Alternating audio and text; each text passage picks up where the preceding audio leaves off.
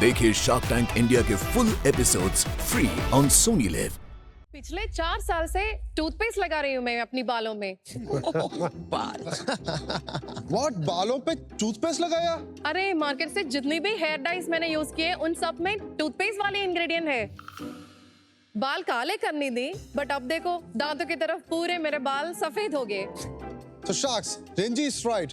आज मार्केट में जितने भी केमिकल बेस्ड हेयर डाइज है वो सब में ब्लीचिंग केमिकल्स मौजूद है।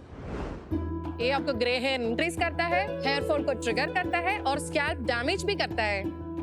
और सबको बाल बाल बचाने के लिए आया हूँ मैं अनुज श्रीधरन। और मैं हूँ रेंजी अनुज। कोची से लेके आया हूँ हम शेषा आयुर्वेदा का star product Neelini hair colour. इसमें no ammonia, no hydrogen peroxide, no sodium perborate. हमारे नीलिनी हेयर कलर में ब्लीच के नामों निशान नहीं है, फिर भी ये 1 घंटे में आपको घने काले बाल देते हैं। नीलिनी हेयर कलर बनती है हेन्ना, इंडिगो, कोकोनट शेल पाउडर और बहुत सारा अदर इफेक्टिव इंग्रेडिएंट्स है। मेरे ब्यूटी ब्लॉगिंग इनसाइट्स और हमारा एक्सपर्ट R&D टीम से हमने प्रोडक्ट डेवलपमेंट को मास्टर किया है। थक गई मैं आपका। मजा आ गया। आप कहाँ से हैं? केरला से। I born and brought up in Kerala, a place known as Chengamanat, which is a place near to Cochin International Airport.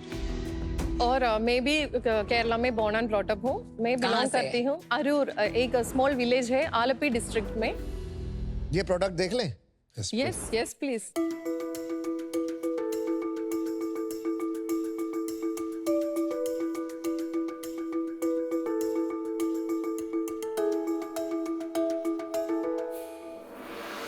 I tried this, तो first I want to compliment you कि कलर का residue भी नहीं रहा और बहुत अच्छी तरह से अब्सॉर्ब हुआ। Product quality is good.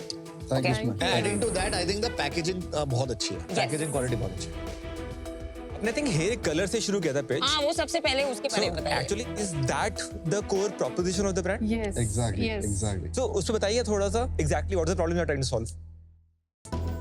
Problem number 1, chemical based hair dyes use करने से आपका ग्रे हेयर इंक्रीज हो जाता है। And problem number 2 is hair fall. ये केमिकल बेस्ड हेयर डाइज आपका हेयर फॉल को ट्रिगर करता है। Number 3 is scalp damage. The biggest reason behind this 3 major problem is bleaching chemicals. Bleaching chemicals 3 प्रकार का होता है। वन इज अमोनिया, और सबको पता है अमोनिया के बारे में। Then there are other 2 bleaching chemicals, इसके बारे में लोगों को पता नहीं है। That is hydrogen peroxide and sodium perborate. And now let me give you a very simple example. India का एक बहुत बड़ा टूथपेस्ट है, व्हाइटनिंग टूथपेस्ट। उसके पीछे आप देखोगे एक व्हाइटनिंग इंग्रेडिएंट यूज कर रहा है, that is hydrogen peroxide. That is a bleaching element. Teeth whitening के लिए बहुत हेल्प करता है। वही इंग्रेडिएंट अगर उसमें 3% है और 4% है तो केमिकल बेस्ड हेयर डाइज में होता है up to 9%। So just imagine वही टीथ व्हाइटनिंग इंग्रेडिएंट आपका केमिकल बेस्ड हेयर डाइज में है। सो आप बार बार लगा रहे हैं, actually you are not dyeing your hair, आप व्हाइटनिंग कर रहे हैं। यूज इसलिए होता है क्योंकि ब्लीच होके कलर अच्छे से आएगा। Exactly. तो इसमें क्या होता है, ब्लीचिंग केमिकल जाके अपना जो हेयर क्यूटिकल को ओपन करता है और उसके अंदर डाई चल जाता है और उसके वजह से आपको ब्लैक कलर मिल जाता है। अगर किसी भी केमिकल हेयर डाई में ब्लीचिंग निकाल दिया तो आपका डाई ज्यादा दिन नहीं रुकेगा, 1 or 2 days. But how are you solving this problem? We are solving this problem basically the staining property of the herbs. मैं आपको इसी एग्जाम्पल बता देता हूँ। आप एक चाकू लेके, हमारा केरला का एक बनाना ट्री है, उसमें कट मारो, उसमें से एक सिरप निकल जाता है। Just throw it on a white cloth, एक स्टेन आ जाता है। वो स्टेन 15 से 20 दिन आप कितने भी साबुन यूज कर लो, it will not go. So one of the key ingredient in our hair colour is banana stem cells. Interesting. Next important point is mehndi. सबको पता है for a common man mehndi क्या होता है, एक ऑरेंज कलर देने वाले एक इंग्रेडिएंट, लेकिन मेरा नजर में it has a very good binding property. So what we are doing in our hair colour is henna का जो बाइंडिंग प्रॉपर्टी है और जो बनाना स्टेम सेल का जो स्टेनिंग प्रॉपर्टी है, वी आर लिवरेजिंग दैट। तो ये ब्लैक कलर आता कैसे? उसके अंदर एक चीज हमने लिखा है, फिनाइलिन डायमिन करके एक डाई कंटेंट उसमें फॉर्म होता है। So that's because of that we are getting the black colour for the hair. लेकिन हमारा जो chemical, yes, is it harmful? it can have some itching property, it can have some allergic skin type. So जिसको ये allergic skin type है, don't use it. Got it. Imagine कीजिए यार कैसे imagine करें?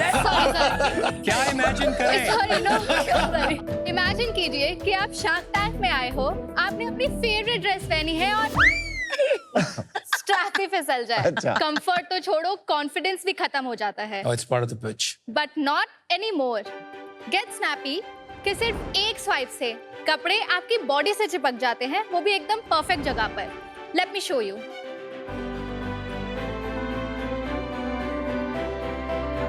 ये ग्लू स्किन सेफ है और आवर्स तक होल्ड भी करता है और इजीली पानी से निकल जाता है, वो भी बिना आपकी स्किन या आपका गारमेंट डैमेज करे। तो ये ऑल पर्पस एडिसिव है। All purpose body adhesive. हर सीजन में शार्क्स बोल बोल के थक गए हैं कि हमें ऐसे फाउंडर्स चाहिए जो एक ही बिजनेस करते हैं, उसी में फोकस करते हैं। तो क्या आपने प्रीवियस 4 सीजन देखे नहीं कि आपका कोई अलग ही लॉजिक है? हमें लगता है कि जो स्किल यहाँ पे क्रैक होती है वो दूसरे ब्रांड में काम आती है। हम हमारा फोकस पॉइंट आउट नहीं करते, रोटेट करते हैं। आपने एक ब्रीथ राइट का कंपैरिजन दिया था। हाँ जी। सिमिलरली इसकी भी बेंचमार्क बता दो। I am sure it's inspired from some global brand. We have seen other body glues in the market. एक ऑस्ट्रेलियन बेस्ड ब्रांड है clutch glue, they are global now. वो सबसे बड़े प्लेयर होंगे इसमें। Last year they were projecting $10 million. इसका sample दिखाओ ना हमें। और जब तक सैंपल्स आ रहे हैं कि ये बताओ कि आप इनको कैसे जानते हो? कोई बार में मिले क्या? डिफरेंट बार। अच्छा, डिफरेंट बार। बाय प्रोफेशन एक मेकअप आर्टिस्ट हूँ, तो मैं गोवा में शूट कर रही थी और उसके बाद 1-2 दिन मेरे पास थे, तो मैं ऐसे ही एक शैक में अपनी बुक पढ़ रही थी और ये लोग भी अपने ग्रुप ट्रिप पे गोवा आए हुए थे, तो वहाँ पे मैं देव और प्रीक्षित से मिली, तो हमने बातें करी और हम वहाँ से तब से हम कनेक्टेड हैं। पर वाई ओनली 10% और आप करती क्या है? मैं कंटेंट स्ट्रैटेजी और brand communication, basically online presence पे ज़्यादा फोकस करती हूँ और मैं एक मेकअप आर्टिस्ट भी हूँ, तो मैं अपना टाइम दोनों जगह डेडिकेट करती हूँ। और कोई भी लास्ट मिनट सरप्राइज हटाने के लिए आपका इसके अलावा कोई और वेंचर नहीं चल रहा है? इसकी ब्रांडिंग अच्छी है, very Gen Z, cool, Get Snappy, nice branding, I like it. लेकिन इसमें कोई आईपी है आप, any formulation that you own कि ये सिर्फ चाइना से इंपोर्ट किया हुआ माल आप डिस्ट्रीब्यूट कर रहे हैं? हाँ बिल्कुल आंसर, कोई पेटेंट नहीं है, बिल्कुल भी कोई आईपी नहीं है। इन दोनों के बाद नंबर बता देंगे थोड़े बहुत, so that we get a sense of the business also. बिल्कुल। दिसंबर 2024 में प्योर फ्लो टेप, तो last year we close it around 86 lakh. और ये नेट रेवेन्यू है आफ्टर डिस्काउंट? ग्रॉस रेवेन्यू है। नेट बता दो यार। 65 -21%, तो that will give you a net मतलब revenue. 10% भाई तू करके बताया, तुम्हारा पिच है यार। 65 लाख के आसपास बैठता है। प्योर फ्लो अप्रैल में किया था 43 लाख की ग्रॉस रेवेन्यू, तो 33-34 लाख का हमारा नेट रेवेन्यू रहा होगा। मई में 40 लाख का हमने ग्रॉस रेवेन्यू किया था, तो 30 लाख के आसपास हमारा नेट रेवेन्यू था। जून में हमने किया 55.6 लाख, जो हमारा बैठा होगा नेट रेवेन्यू 45 लाख के आसपास। उसके बाद हमने जुलाई में किया था 51.6 लाख इन ग्रॉस रेवेन्यू, जो हमारा पहुंचा था 42-43 लाख नेट रेवेन्यू में। अगस्त में हमने किया था 46 lakh in terms of gross revenue, जो बनता है करीबन 36 लाख रुपए नेट रेवेन्यू का। और सितंबर हमने क्लोज किया 48 लाख पे, जो कि नेट रेवेन्यू टर्म्स में 38 लाख बनना चाहिए। और इस साल कितना करेंगे? इस साल हमने प्रोजेक्ट किया कि हम 8 CR क्रॉस करेंगे और 6.25 CR। नॉट बैड यार, अच्छा है। प्योर फ्लो की बॉटम लाइन बता देंगे आप? एबिटा ज्यादा नहीं, 24-25% है। ज्यादा नहीं है 24%। मतलब एब्सोल्यूट में ज्यादा नहीं है, लेकिन परसेंटेज में तो अच्छा है। हाँ मतलब परसेंटेज में अच्छा है। और ये अभी पूरा D2C है या फिर मार्केट प्लेसेस है? 70% स्प्लिट आता है हमारी खुद की वेबसाइट। उसके बाद 25% हमारा आता है Amazon मार्केट प्लेसेस, 5% आता है हमारे अदर सेल्स चैनल। अच्छा, आपका कैक कितना है? So our ROAS is around 2.2 in pure flow and our average order value is 1070 rupees. तो मतलब अपना 40% आपका मार्केटिंग, 40 लाख में से अबाउट 18 लाख रुपीस गया मार्केटिंग, बाकी cost of goods sold pure flow के लिए है 15%, तो कितना हो गया? 6 लाख रुपए। और क्या बचा?